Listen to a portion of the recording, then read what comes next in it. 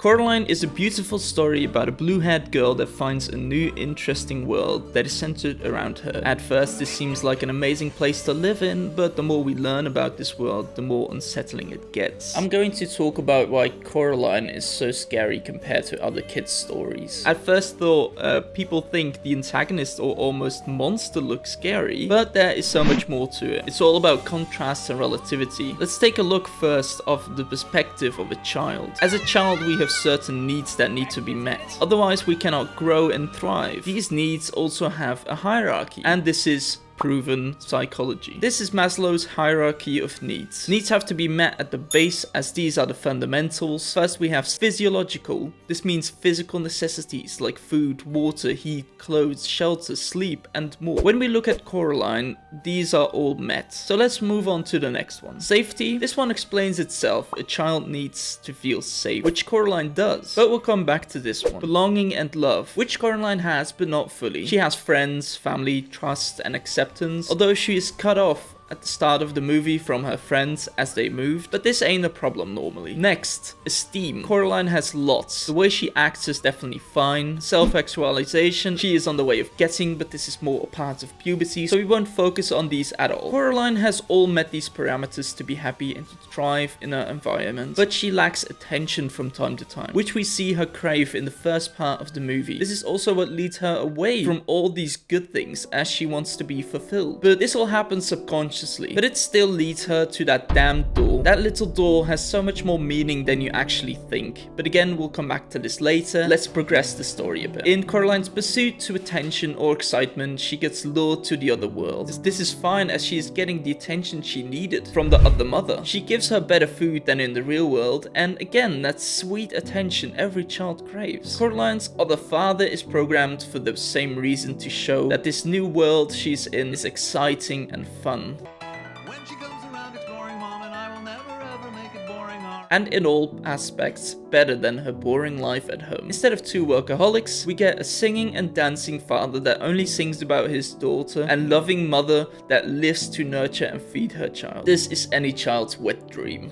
No, that sounds wrong. No, this is any child's dream. Even though all this perfectness is happening, Coraline feels at times some things are too good to be true. Home?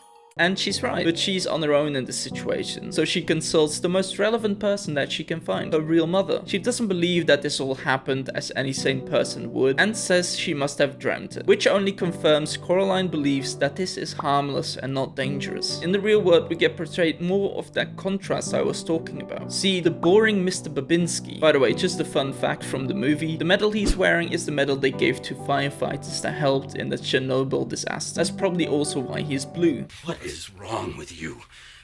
Why are you blue? While talking to our Mr. B, Coraline learns that the mouse have told her to not return to the little door. But again, they brush it off as nothing, but this gives Coraline some proof that the other world is real, so she might be able to return. We go further to Miss Spink and Forcible, the two old ladies that live in the basement. Quick side note, that dogs really remind me of my dog. Look how cute he is.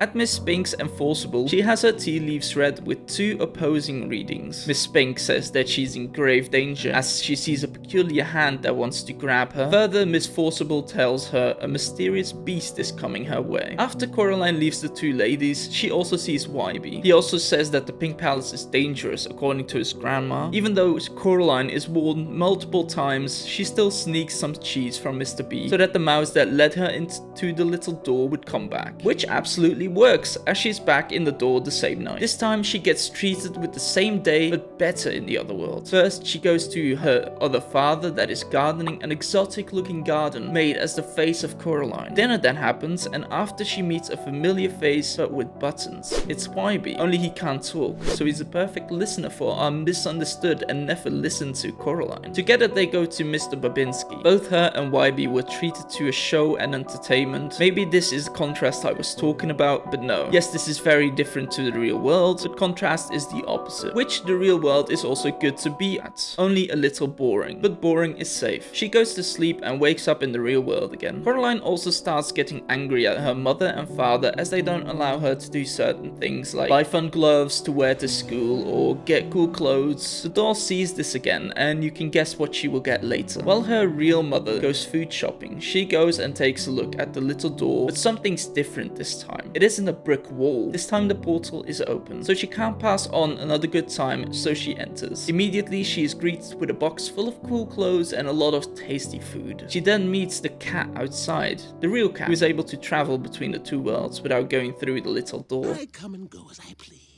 And warns her that all the other world is not what it seems. Somewhere she believes him. This is the moment the veil is starting to fall. But before it does, she goes to Miss Spink and Forcible. Again, getting entertainment and amusement. She tells her other parents about the amazing show she just had, and the other mother asks her to stay forever. You could stay here forever, if you want to.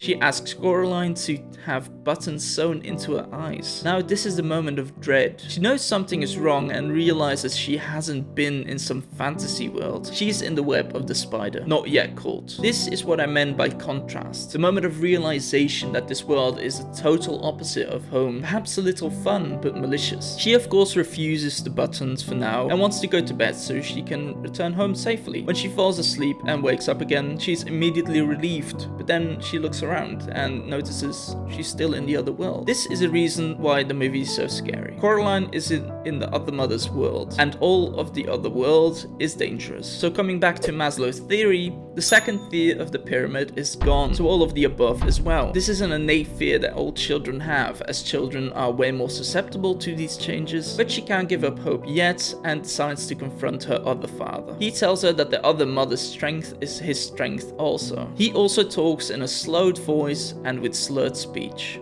Mustn't talk when mother's not here. So she runs away to the other well, only here she meets up with the cat once more, and they talk for a while. The cat explains that the other mother wants something to eat, and only created what she needed to impress Coraline. Shouldn't the old well be here? Nothing out here. The rest of the world is empty, as there is no need for anything more. While trying to get away, they come back to the Pink Palace. Seems she cannot escape this way. Another reason why this world is so scary, the only place she can leave is that damned little door. This little door is a gateway to danger, but also a gateway to safety. But it is hard to reach, with the other mother lurking. Coraline goes and tries to reach the little door, but is stopped by her. They talk, but finally the other mother shows some of her true form and locks Coraline in a disgusting room until she behaves. Here she meets the ghost children, where they learn the other mother's true name, the beldam, an old term for a witch. She has been taking children for centuries and gave everything they want so that the beldam could eat away at their lives. She says she'll get their eyes so that their souls can be free. Coraline gets pulled back through the door by the other YB, as he will be disappearing soon. He helps Coraline get to the little door. The doorway is all dusty and full of cobwebs. To show that she is going back to a boring but safe world, she escapes just in time. But something is wrong. When she comes home, she can't find her parents. Coraline is finally in a safe place, but now because of her parents missing, she's faced with one of the most difficult dilemmas. If she wants to get her parents back, she needs to go back into the little door. This is why I always had the most fear in the movie as a child. Not because of the scary monster, but to get everything back to normal, she has to be brave and find the missing eyes, and get her parents back, which up to now was an impossible task. As a child, we would have to risk our second most fundamental tear to make sure that we have all of the above. If she loses, not only Coraline is doomed, but her parents and the ghost children too. So she needs to go back, as the cat showed her that her parents aren't coming home on their own. As they go through the little door in the passageway, again the cat speaks, so he gives her some last advice that the other mother likes games, and if she needed to beat her, she should do it that way, as she cannot refuse. But the beldam doesn't play fair. She challenges her to a game. Why don't we play a game? where she has to find her parents and the 3 ghost children's missing eyes. An eye placed in each wonder she created for Coraline. She accepts this request and the game begins. Weirdly enough, Coraline being so brave in these moments is what makes me scared. As for if I was in the situation, I would not be this brave and confident. She continues to her first wonder and the exotic looking garden where she is attacked by the blue snapdragons and her previous father that eventually helps her take the eye of the little ghost boy. Next up is a theater, one of the scariest moments in the movie if you ask me, because it has literal horror elements that could be in an adult film. She has to go upstage and take the ring of Miss Spink and Forcible, only they turn blue and pink like candy. There even is a jump scare of some kind,